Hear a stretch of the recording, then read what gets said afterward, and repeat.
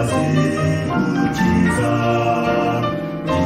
iz'abanyabyaha baz'abarwayi Yesu umugaba zarakiza. Ndagusuhuje inshuti muvandimwe, dukomeje kwigana igitabo cyitwa inama ku mirire n'ibyo kurya. Tugeze kuri page 56, turi ku cyigisho cya kabiri kitubwira ngo imirire n'iby'umwuka, ingaruka ku mbaraga no ku kuba ingirakamaro. Mbega ukuntu akenshi bibabaje, aho kugira ngo habeho kwiyanga gukomeye, usanga igifu cyujujwe ibyo kurya byinshi bidafitiye akamaro mu mubiri kandi bigomba kubora. Kubabaza igifu bigira ingaruka ku bwonko. Umuntu w'umunyamururumba ntabona yuko yitesha agaciro igihe atanga inama ikubiyemo ubwenge, akanitesha agaciro igihe ageza ku bandi inama zigamije guteza imbere umurimo w'Imana. Ariko niko bimeze, ntashobora gushishoza ngo amenye iby'umwuka.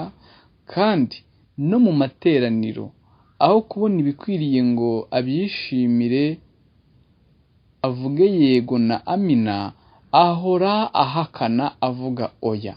Inyunganizi ze ziba zihabanye n'ibigenderewe mu cyigisho. Ibyo kurya aba yariye biba byaciye intege imbaraga z'ubwonko bwe. Kugira umururumba bibuza umuntu guhamya ukuri. Gushima Imana kwacu kubw'imigisha iduha bigerwaho n'ingaruka ikomeye bitewe n'ibyo kurya tuba twashyize mu gifu.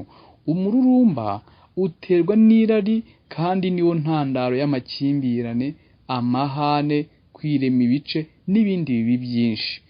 Habaho kuvuga amagambo ahutiyeho, gukora ibikorwa bibi, imigenzereze itarimo kubaha, gutwarwa n'ibintu cyane, kandi ibyo byose bigaterwa n'uko ubwonko burwaye bitewe n'imigirire iremereza igifu.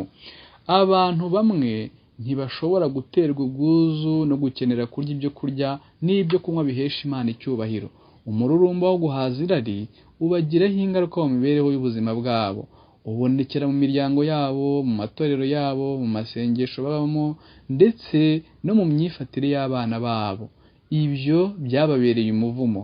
Ntibashobora kwemera ukuri kw'iyi minsi iheruka.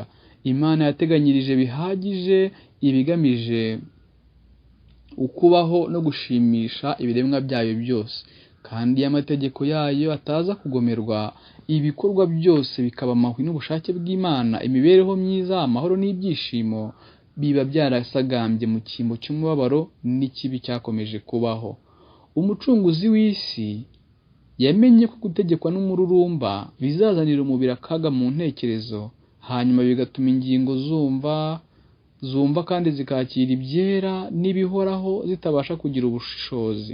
Kristo yamenye ko abatuye isi bazatwarwa n'umururumba, kandi ko uyu mururumba uzangiza ubushobozi bw'intekerezo.